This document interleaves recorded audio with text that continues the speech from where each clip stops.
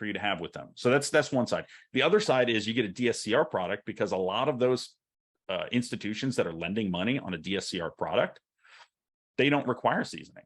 And so you could refinance one day later if you wanted to. And that's kind of what and that DSCR, is that hard money?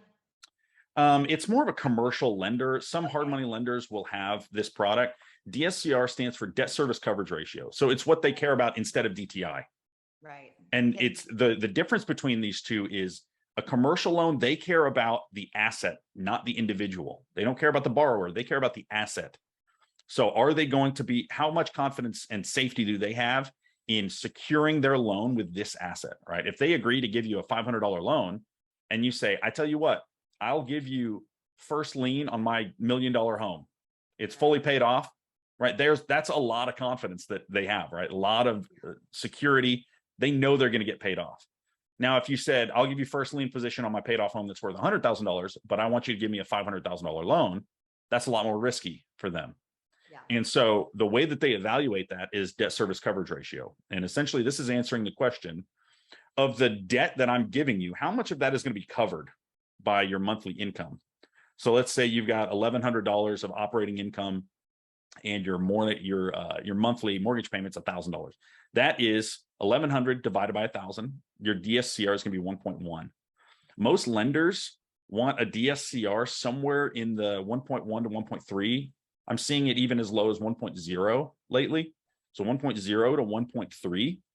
And if you're buying a cash flowing property, this number is going to be 2.5, 3. I've never, not for any of my properties, have I ever had an issue on a DSCR loan with the DSCR requirement, because we're buying cash flowing properties. What this is really used to protect against from their perspective is people that are kind of armchair investors, don't really know what they're doing, and say they buy in a high appreciation market when they're really going for cash flow, and they realize their monthly payment's $2,400 a month, but they can only rent out the property for $1,950. Right? Their DSCR is very, very low, right? It's going to be in the 0.6, right? That allows them to say, this is not something that we're comfortable with, because if you lose your job, you can't pay this mortgage for longer than whatever you have in savings.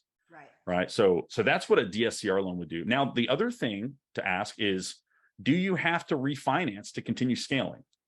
And there's a couple schools of thought here, and some of it can depend on your own personal preferences. One is, yes, I want to refinance my first property before I start on the second property so that I can go through the entire cycle and feel comfortable about it, and then I can really scale, right? In that case, you would have a 6-month window if you had a 6-month seasoning.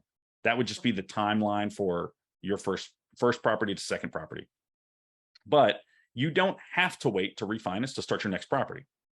All right. So if you're using a private money lender, they care about the asset too. They don't care about your numbers, your DTI. You're not using a conventional loan. So if this private money lender that's lent you, say it's $70,000 for your first property, and you're in the process of just letting it season, you've got it rented out and you're just waiting for it to season, as long as you can cover those monthly payments, those monthly interest payments, then you're fine.